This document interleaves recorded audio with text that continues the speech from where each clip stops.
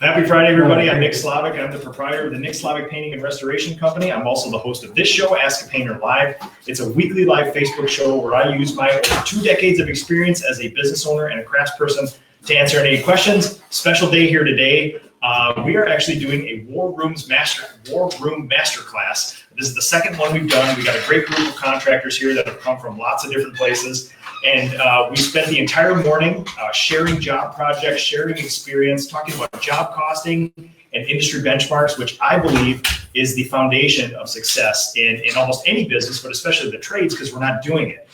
You guys know that this is the year of mastering the basics for me personally, for my business, and then for Ask a Painter, where we're sharing tons and tons about basic job costing and industry benchmarks. To reiterate, for those of you who don't follow, job costing is basically your revenue, you minus your paint out, and then you divide it by your labor, and that'll give you some metric to base your job on, whether it's good or bad. Tracking paint, tracking labor in our industry is a very important thing. It's a foundational piece of data that we need to build all the other more complex data off it. We have spent the entire morning deep diving into it. We're having a working lunch now. Justin, who owns a barbecue food truck, brought barbecue, and people are eating barbecue. And while people eat, I am going to not waste a moment, and we're gonna have a working lunch where we're gonna take all the data, all the perspective that we've gained from this morning and talk about now what? Now we have all this data. We're tracking paint, we're tracking labor. What can we do with this stuff? And this is our working lunch where I tell you the cool things that you can do with that data.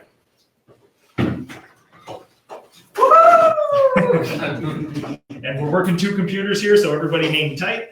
I am going to switcheroo. There we go. Small Nick, big screen. Okay, so set yourself up for profit. Industry benchmarks. This is holistically an ideal version of basically a 10-person painting company. You have 2,000 hours per painter per year, 50 weeks a year. I assume people are going to take 2 weeks off, give or take.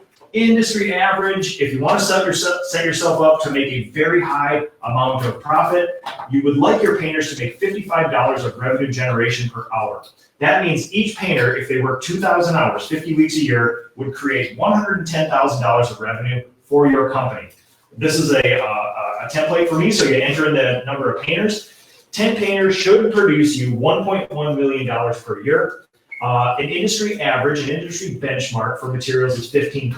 $165,000 you're going to pay for in paint that year. You would like to keep it like that as a budget. Labor, 40%, like we talked about today, so $440,000 generally payroll is going to cost you.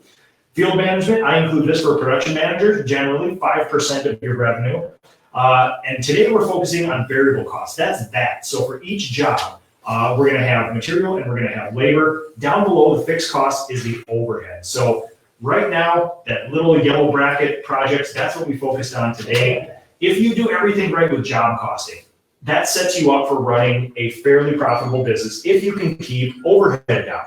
If you don't run wild with shop space and F-350 trucks and things like that, you can actually have a pretty good net profit. I'm a firm believer that with job costing, with industry benchmarks, with holding people accountable to standard operating procedures, knowing your numbers, selling things for an average cost, I believe that if you own a painting company with 10 painters, you should be able to take home $297,000 a year after you total owner's compensation of that. And I don't know many painting companies in the United States that do it. It's a very high bar, but it's fully achievable, but it takes a lot of effort. So we're going to talk about that now.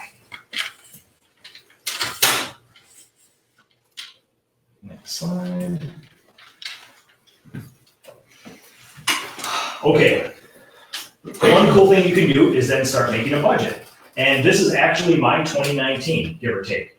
A whole bunch of questions come up when you start making a budget. I don't generally use huge budgets because there's so much to do in my business right now. All we do is focus on labor and materials. I run a very streamlined business. I know overhead is not going to be the make or break for us. So right now, we focus everything on labor. I would probably urge the entire industry to do the same thing. When you look at expenses in a painting business, people focus on paint. People focus on shop. They focus on vehicles and fuel mileage. 40% of your revenue is going to go towards labor. I focus all of my time on labor because that's where you're going to make or break this stuff. Now, it brings up other questions like, how much should I spend in marketing? Well, when you talk to 50 painters across the country, you'll find that average. Like we were talking about before, we price ourselves enough, magically we come across a $55 an hour labor charge. It's not magic. There's humans that produce so much during a day. There's people that are willing to spend so much. Those things come together, and there's averages in there. When people say, well, if you want $1 million company, how much should you spend on advertising to get it? When you talk to 20 painters, you'll find that the average is probably 3.5%, 4% of revenue. So it's not nothing. When you're looking at $1 million company, it could be $35,000, but it's a very small price. We think of marketing as, oh my God, blow the doors off. My biggest expense is going to be advertising, all this other stuff. $35,000 is a monstrous sum of money. In $1 million business, it's 3.5%. It can be considered a rounding error in a lot of things. So again, not nothing, but you got to start thinking about some of these things in perspective. So when you think about budget, I think people fixate on the super tangible things, which is gas mileage, shop rent, paint, but really they should be focusing on labor, things like that.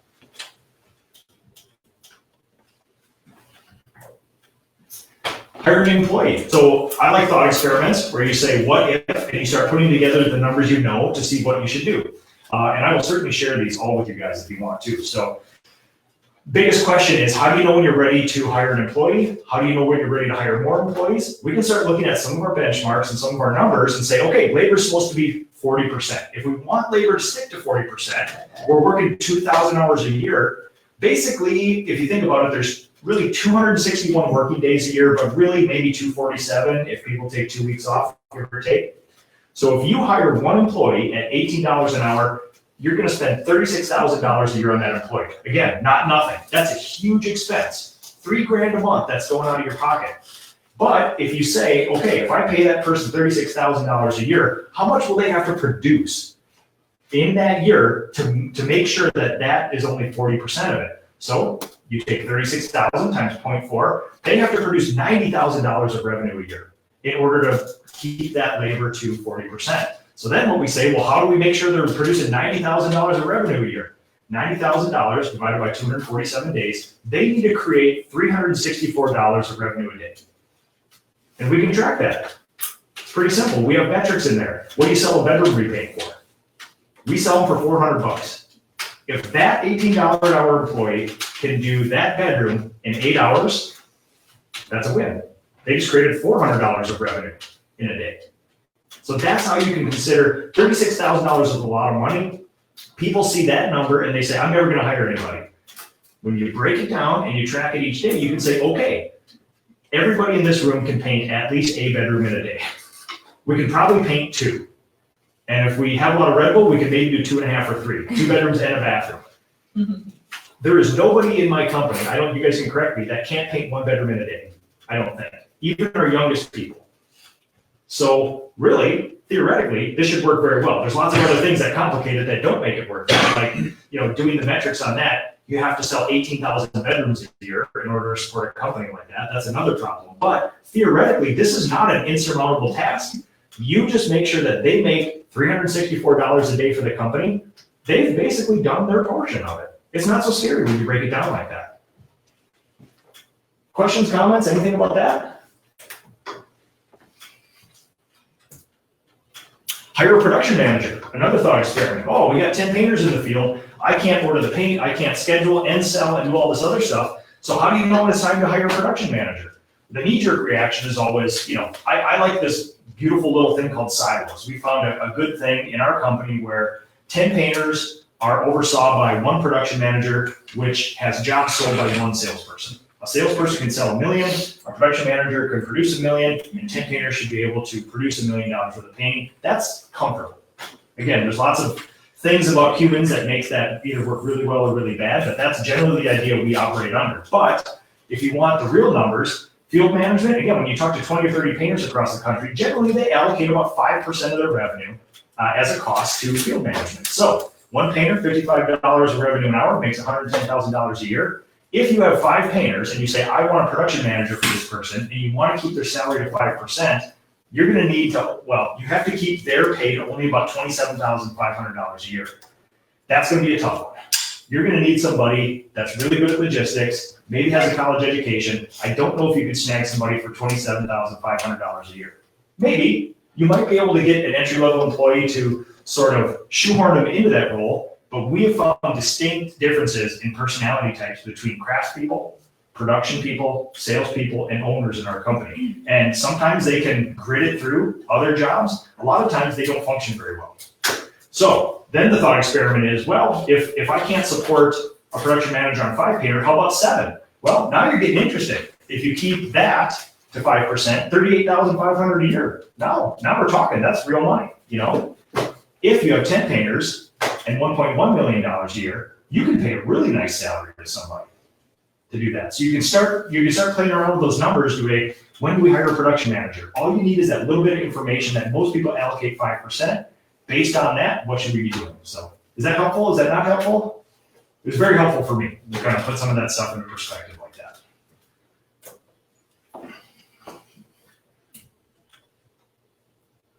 Okay. All right, incentivizing painters, project managers, and salespeople. So again, what we're looking at is this is what we brought up before, which is how do you incentivize your people? Basically, we do this in our company. We try to make it as simple as possible, and we want people to be able to understand it and then to function within it and know if they're doing good or bad. Because the problem with a lot of these incentivized systems is some people don't know until the check is written or not written, whether they actually are getting bonus or not. So what we do, again, the foundation of all this stuff is job costing. All these numbers here, GP good and GP bad, if a project is 40% GP or better, we put it in the green column. If it's not, we put it in the red column.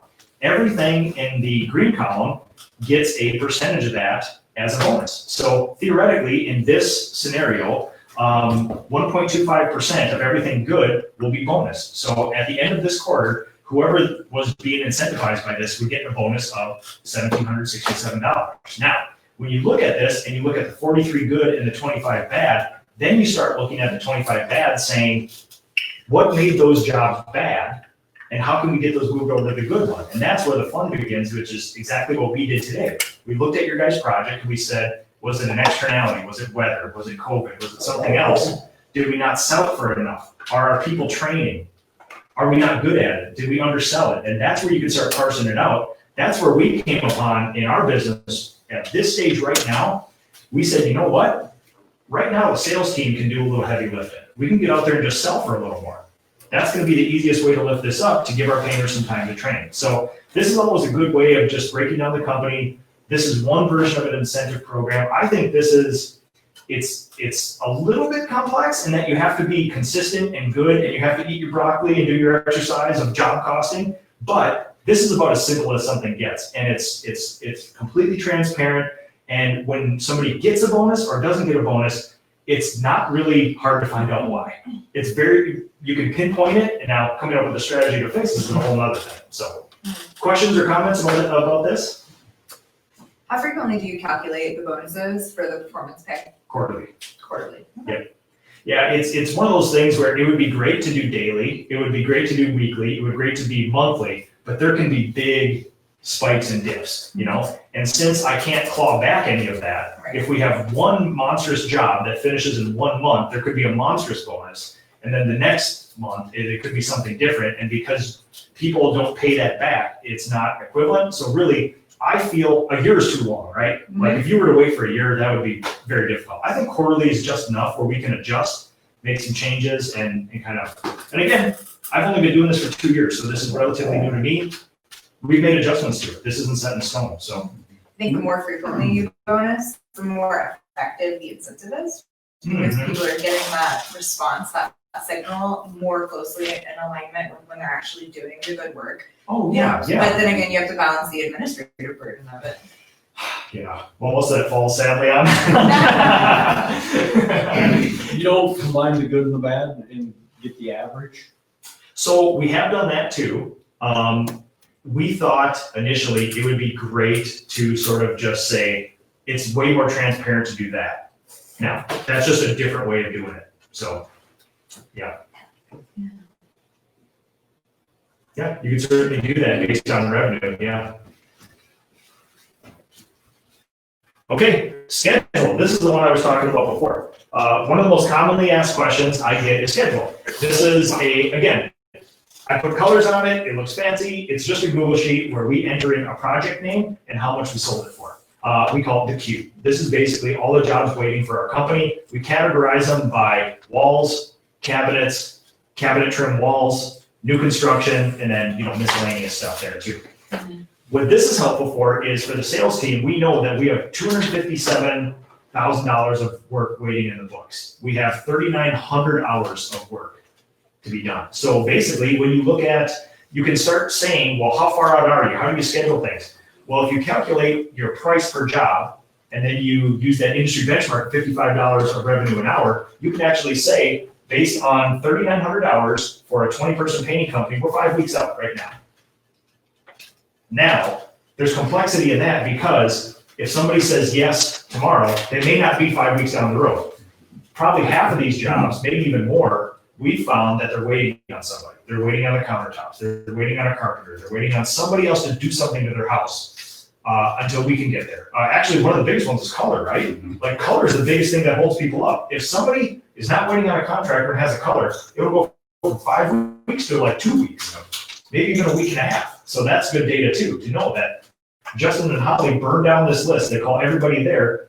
20% of the people say, we're just waiting on you. 80% will say, well, we still got to make a color choice. We're still, this and that. So, but you can see on the left-hand side there, based on the revenue and the amount of hours that we work per week, I actually put in 1 week, 2 week, 3 week, 4 week, 5 week, 6 week. So generally, this is not perfect, but when somebody calls, let's see if I can even, so when somebody calls for right here on this list, you can say, well, theoretically, you're 2 weeks out.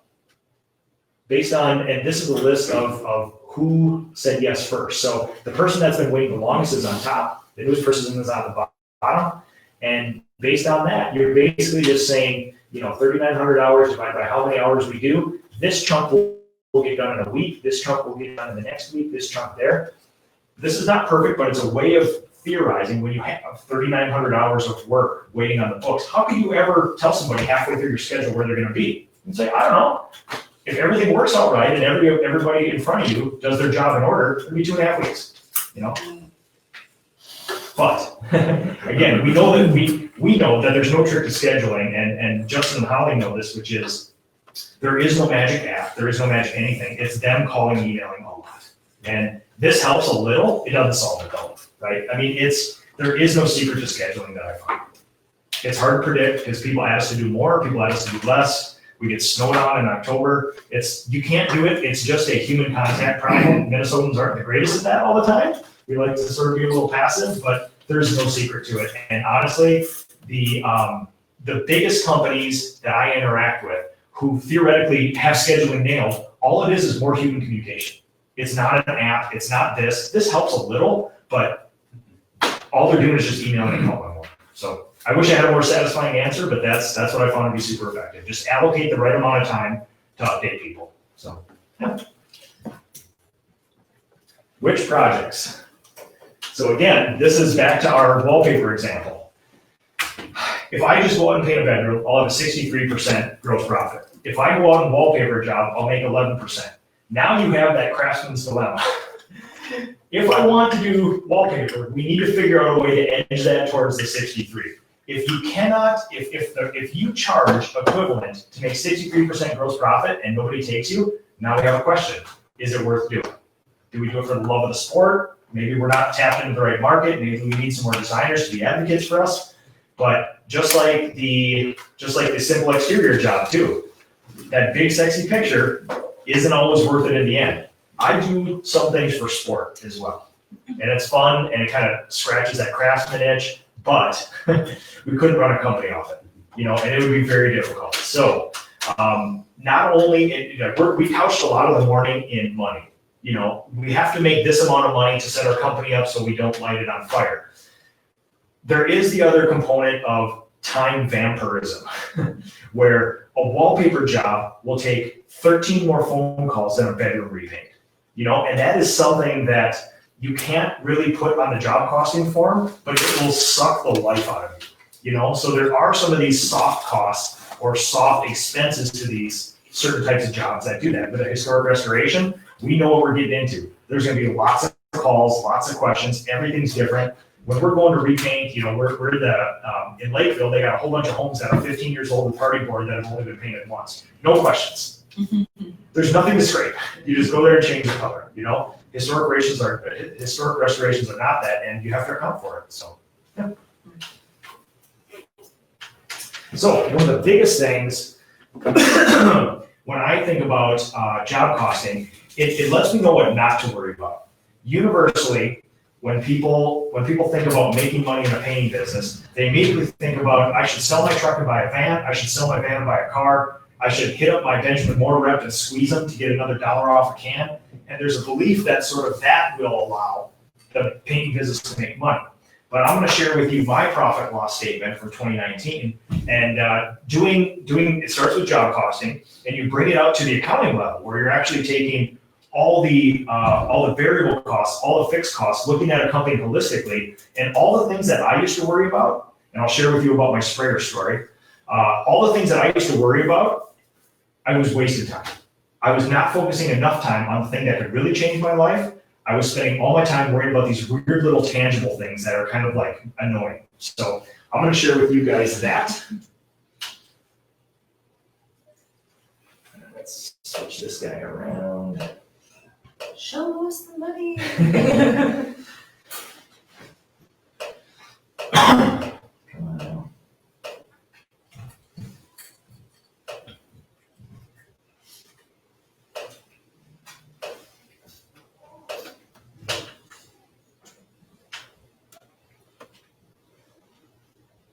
All right, come on now.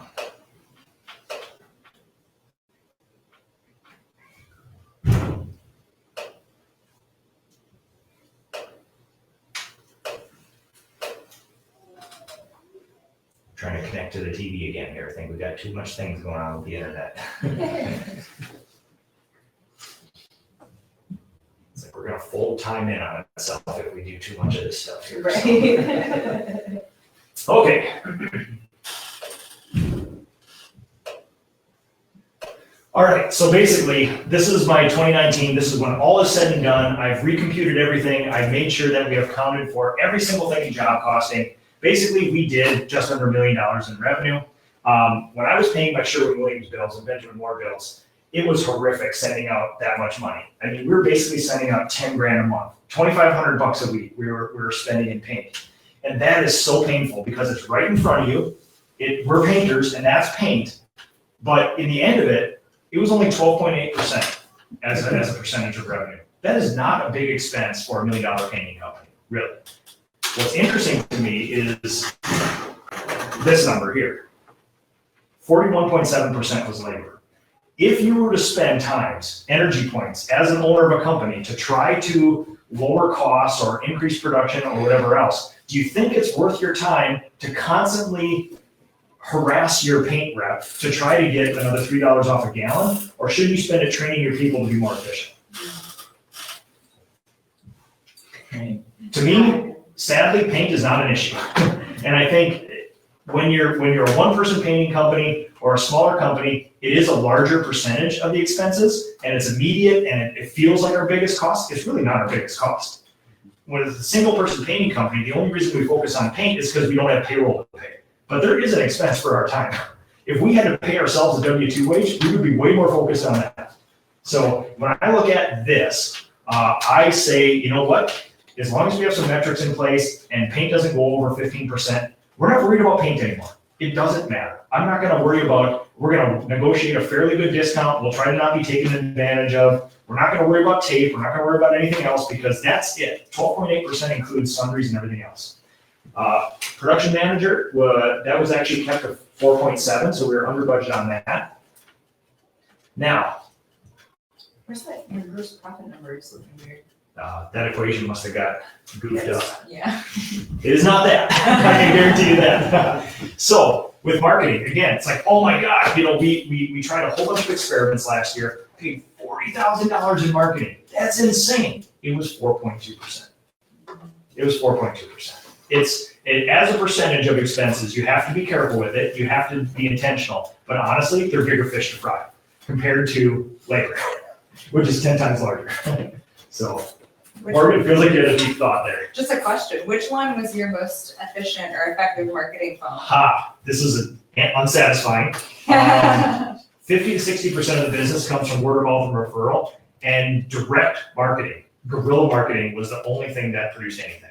Okay. Google, not that much. It costs, okay, so for perspective, you're like, what I want my marketing thing to do is somehow I interact with Google, pay them a little money, and leads rain down on top of me. Mm-hmm. When all was said and done, when you take the money I gave to Google, put it over the jobs that we actually completed, it cost me $1,300 a job for a Google job. Wow. And that was for a $400 bedroom too. Mm-hmm. It cost not that, it cost $130 a job for direct mail. It seems like a lot, but again, would you pay $130 for a $20,000 job? Mhm. I would do that every day, all the time. Sometimes you would do it for a bedroom, but you don't want to do it only for bedrooms. So, yeah, direct mail and the guerrilla form of that. And this is not the thing where you shove it in the mailbox. This is like a human with a rubber band putting it on somebody's doorknob, so they have to interact with it. So it's kind of an interesting way to do it. But honestly, I don't want that to work. It's kind of gross, right? Direct mail. I want some electronic version where it doesn't take paper and it doesn't take human interaction, but you can't pay $1,300 a job, you know? Yeah. To be the devil's advocate, some people Yes. have good luck with digital marketing. Oh, no, I agree. I did 2 winters of experiments, and again, sadly, I'm a slave to the data, which is all we do is market in winter. Mm. Do any of us need jobs in summer? Mm. Seems like whether we answer our phone or not, we're gonna have a full summer.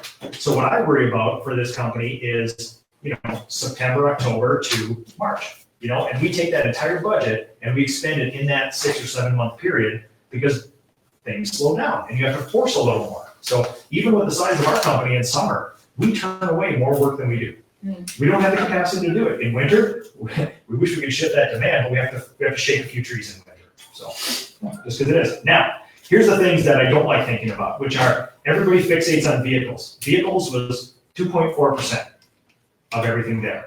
Fuel stinks. We're paying over $1,000 a month in fuel. That is a lot of money. The problem is not that significant when you think about the expenses of a business like that. I forget what we did. My office might have cost the same as vehicles, this last year. So really, it adds up. You have to be intentional about it. But people fixate on some of those things when they should be fixating on something, 10 to 20 times larger than what they're looking at. So even my shop, the shop was 3%. The rent I paid for it, repairs, I put in a new furnace, all that other stuff. Really, 3% of what we do goes towards the shop. Not a big deal. You think, oh my God, building, all we're gonna do is focus on getting that new thermostat to keep the heat down and things like that. So, who cares? Moving on, focus on the things if we had all the time and energy in the world, yes, we would maximize all this. None of us have that, I think, right? We don't have this abundance of time to do whatever we want with. So we have to pick what's on fire right now. And it's usually labor. Let's take another couple things out here. So again, professional fees, when you think about, maybe talking to a lawyer once a year about an employee handbook, you think about all the accounting fees. Morgan, I don't know. Payroll to me seems like the worst, grossest, most complicated thing in the world. I can't ever find a reason to do payroll yourself. Give it to somebody else. Hire a company, don't hire a person to do it. Get direct deposit, definitely the best move all around for everybody. It just seems like, I looked at what it takes to do payroll as a company. It's like, there's no way I will comply with this 100%. There's no way. As an accounting firm, we won't touch it. We're like, because of all the payroll Is that tax bad? filings, it's just, there's no point. Because what gets you in trouble is not processing payroll, it's all of the tax liabilities Yes. and processing that. And that is a big pain point for a lot of contractors. Yeah. So don't let it get out of hand. So I bring this up because, oh my God, we paid so much for an accountant to do this and that. I had zero liability for payroll. Payroll was never late. I never had to file a thing. I never had to worry about taxes for 1.9% of everything I did. That was completely taken off my plate. Never been thought about it the whole time. That is a huge thing. Tools and small equipment. This is the biggest thing that I want to focus on because up until a year ago, I was irrationally focusing on sprayers. When you operate a company like ours, we have a lot of trainees. You add up 25 painters in the company, including seasonal people, you divide by years of service. We probably have like 7 or 8 months of experience per person on average, which is a lot, you know? It's good because we're a training company. It's a fun thing to operate in. The downside is not everybody cleans their sprayer very well because they don't have a lot of experience with that stuff. So what happens was we were getting a lot of sprayers getting damaged, inoperable. We had to go send them away to be fixed. We had to get new sprayers, things like that. And it was ruining my life. I was just like, listen, I had my first sprayer that I bought, I had for 10 years, all I did was clean it up. I didn't repack it, I didn't change the filter. All I did was just clean it up well, and it always started and it always fun, no problems. You would put a brand new 395 or 440 in the field, 4 months later, completely rendered inoperable. There's dry paint on this end, there's dry paint on that end, there's all stuff in between, 3 colors of paint, and I was just like, I was ready to fire everybody because I was like, why can't we get this? We've had Graco in here, we've had Titan in here, I've done trainings on it, we can't do it. You do something like this, you realize I could buy a new sprayer every month and just throw those other ones out and not scream at my employees. And it's really 1% of the company. Moving on. You know, I was spending an inordinate amount of time. Yes, in a fair world, everybody would clean them up. Seeing that I was like ruining some of my employees' lives because they've only been in the trade 2 to 6 months, and they're like, you know, like, what can you clean this up? I was like, I don't know, I've only been in the trade 3 months. Like, Yeah. so having said that, I made peace with it this last year, and now we realize we're just going to buy a sprayer a month and probably throw a sprayer a month away, and we're just going to move on with our lives. It's not worth arguing over 1%. If I do a world-class job of teaching everybody to spray or to clean out sprayers, I might save 1/4 to 1/2 of 1%. And that's if I devote 8 hours a week, every week for the entire year to make sure that that gets done. And set up an accountability system and discipline people and write counseling statements when they don't. Or we can focus on training a little better. So for me, it's like, again, with all the time in the world, all I would do is that. Since we don't have that, I'm focusing on training my people to produce more in the field to make up for all the sprayers we have to buy. So, yeah, that's basically. That recycling program that you got going on. 1 sprayer a month. Yeah, I was just saying that. You just let us know when they're out front. I'll come pick it up. Right. Yeah, so that's basically it. I share that because you guys have done an ungodly amount of sharing with me. I want to show you how I take this to the next level, which is the overhead stuff to even make decisions like this. There are some things with unlimited time we worry about every little minute cent on this thing. But none of us have this figured out, especially me, and we're going to focus on the big things. When we do job costing, when we do a whole year's worth of financial statements, it's labor. It's always labor. It's always going to be labor. You master labor, you win. Or you make your life easier. So that's all I have, guys. Awesome. Can I play devil's advocate? Of course, yes. Okay. So you're absolutely right. If the business is on fire, labor is what's going to make or break you, and that should be the first thing. If you've got limited effort, limited bandwidth, that's what we want to live on. But the difficulty or at least the potential problem in thinking about everything in relative terms instead of absolute terms is exactly that you start looking at it and you're thinking, 0.5% there, like 2% there. Not that big of a deal, right? We were kind of joking earlier about paper clips. When you start thinking about paper clips for the government, that suddenly we're talking millions of dollars worth of paper clips that are getting thrown around on an annual basis. That's a lot of money in someone's pocket. So absolutely, labor should be the first thing on your list. But if at any point you have more bandwidth, and winter is the perfect time for this. Winter is really the time that you have to look back at the year and reflect on it overall and think about what you want to do differently next year. There are definitely really good areas that you can pay attention to those and think about the absolute expenses. So for instance, the shop expense is something that I really see a lot of contractors take a big hit on every year. And I would say 3 to 5% of their revenue is pretty typical. I see a lot of people spend about that much. But when you're thinking in these terms, $29,000 a year towards your shop space. A lot of people spend that and they probably could use some storage space and probably cut that in half. Mm-hmm. $15,000 suddenly, if that's not there anymore, that's in your back pocket. That's 2 or 3 trips to Jamaica with your family, a year. So, that's the one little bit that I think that, labor is something that is always going to be a problem point because it's changing constantly. There's always going to be different people. There's going to be different needs. It's something that you're always going to need to turn attention to. But like we discussed, once you dial that in enough and you know that you're charging right, your estimating is right, and you're paying attention to it, you're tracking it consistently, there's not a whole lot more you can do other than the long-term strategy, which is training people. It's something that's going to pay off over time, waiting until you grow your revenue to that point where you can make that next hire. Now you're paying an employee instead of paying a subcontractor. That's more efficient, so you're making more money there. But in those in-between spaces, you should absolutely be looking in at those little, that 1% here, the 3% there, and thinking, you know, what can I do with I had a conversation last week about the van.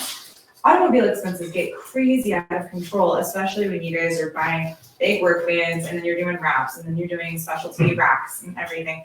Some of the people I talked to, like a conversation I had last week, they had 8 vans in their fleet. And come to find out, what they're doing is they've got 4 or 5 employees that all live 40 minutes away from their office and are commuting with those work vans every single day. So I said, let's just do some back of the napkin calculation here. The IRS thinks that, you know, for every mile that you drive, that's worth like 58 cents. We know that that's more expensive for you because you're paying for specialty vehicles with a lot more weight. You're spending more on gas than that. And also you've got these other investments in your work vehicles. So, but let's just go with that number, you know, like 60 cents to a mile, and your guys are commuting, and we just like looked it up, and we're like, your guys are commuting, you know, 30 miles a day each way. You're easily spending $200 a day on your guys commuting with your 4 or 5 work vans, and now suddenly they're also going to be worn down faster. You're gonna have to replace them faster, redo their wraps, redo all of their wraps. So it's like that right there. If you suddenly figure something else out, they're not commuting with your specialty work vans, which isn't helping your business at all. Right? It's a kind of just like a perk that they're driving the work vehicle back and forth. Suddenly that's $2,000 a month. It's going back in their pocket. It's going back into the business. So, you know, when you have the time, it's definitely worth it to kind of like pare down and start thinking outside of the box a little bit more and kind of come at it from another angle. In that case, one of the things that we kind of settled on was that it might be a good idea for them to not have the guys commuting with the work vans, and instead, if they have a job it's kind of out of town for a week or two, find somewhere that you can park that van near the job site that has all of the equipment that everybody needs, and then everybody's driving their own cars. Suddenly you've got, you know, $1,000 more that's in your pocket. So I like it.